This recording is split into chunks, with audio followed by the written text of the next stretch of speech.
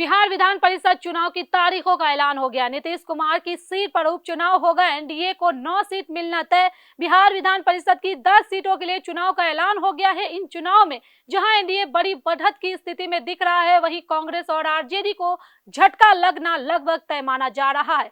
सबसे ज्यादा चर्चा इस बात की है कि पूर्व मुख्यमंत्री नीतीश कुमार की खाली सीट पर कौन जाएगा और किन नए चेहरों को विधान परिषद भेजा जाएगा। आदाब नमस्कार, आप देख रहे हैं मंथन टुडे। मैं हूं आपके साथ उस्मा। चुनाव आयोग ने मंगलवार को बिहार विधान परिषद की 10 सीटों के लिए चुनाव कार्यक्रम जारी कर दिया है। इन सीटों पर 18 जून को मतदान कराया जाएगा। 1 जून को अधिसूचना जारी होगी और उसी दिन से नामांकन की प्रक्रिया शुरू की जाएगी। 8 जून तक उम्मीदवार नामांकन कर सकेंगे। 9 जून को नामांकन पत्रों की जांच होगी और 11 जून तक नाम वापसी का समय दिया गया है। अगर केवल 10 उम्मीदवार मैदान में रहते हैं तो निर्विरोध निर्वाचन हो जाएगा, लेकिन उम्मीदवारों की संख्या ज्यादा होने पर 18 जून को वोटिंग होगी। इन चुनाव में कई बड़े नामों की चर्चा भी तेज हो गया है। स्वास्थ्य मंत्री निशांत कुमार का 6 महीने के भीतर विधानसभा या विधान परिषद का सदस्य बनना जरूरी है। ऐसे में उन्हें विधान परिषद भेजा जाना लगभग तय माना जा रहा है। वहीं पंचायती राज मंत्री दीपक प्रकाश का नाम भी मजबूत दावेदारों में शामिल है।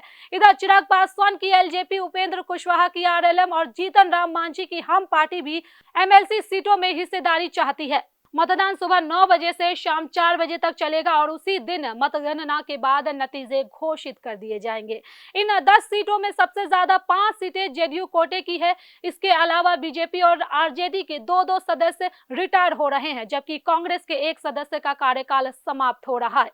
सबसे चर्चित सीट मुख्यमंत्री नीतीश कुमार की है, जो उनके इस्तीफे के बाद खाली हुई थी। इसके अलावा जेडीयू नेताओं कुमुद वर्मा, गुलाम गौस, भीषम सहनी और श्री भगवान सिंह कुशवाहा के इस्तीफा से रिक्त सीटों पर भी चुनाव होगा। कांग्रेस और आरजेडी को झटका लग सकता है। इस चुनाव में सबसे बड़ा राजनीतिक नुकसान कांग्रेस को होता दिख रहा है। विधानसभा में संख्या बल कम होने की वजह से कांग्रेस इस बार अपने कोटे से एक भी सदस्य विधान परिषद नहीं भेज पाएगी। कांग्रेस एमएलसी डॉक्टर समीर कुमार सिंह का कार्यकाल 28 जून को खत्म हो रहा है। इसके बाद परिषद में कांग्रेस के केवल 2 सदस्य ही बचेंगे।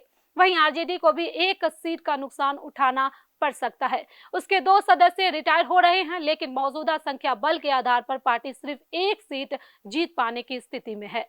243 सदस्य बिहार विधानसभा में विधान परिषद की एक सीट जीतने के लिए करीब 24 से 25 विधायकों का समर्थन चाहिए होता है। एनडीए के पास 2/3 से ज्यादा विधायकों का समर्थन है। ऐसे में बीजेपी और जेडीयू की अगुवाई वाला गठबंधन आसानी से 9 सीटें जीत सकता है।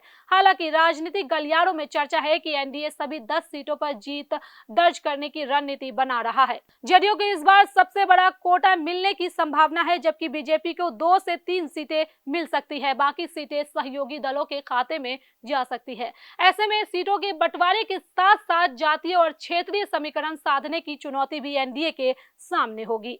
तो कुल मिलाकर बिहार विधान परिषद चुनाव सिर्फ 10 सीटों का चुनाव नहीं, बल्कि आने वाले विधानसभा चुनाव से पहले राजनीतिक ताकत दिखाने का बड़ा मंच बनता जा रहा है। एक तरफ एनडीए अपनी संख्या बल के दम पर दबदबा बनाए रखना चाहता है, तो दूसरी ओर कांग्रेस और आरजेडी के सामने राजनीतिक अस्तित्व बचाने की चुनौती दिखाई दे रही है। और सबसे बड़ा सवाल यही है कि क्या एनडीए सभी 10 सीटों पर कब्जा कर पाएगा या विपक्ष कोई राजनीतिक चौंकाने वाला समीकरण तैयार करेगा। तो चलिए फिलहाल इस खबर में बस इतना ही। देश और राजनीति की हर बड़ी खबर के लिए देखते रहे मंथन टुडे। साथ ही हमारे चैनल को लाइक करें, सब्सक्राइब करें, फॉलो करें और निष्पक्ष पत्रकारिता देखना है तो देखते रहे मंथन टुडे। बहुत बहुत शुक्रिया।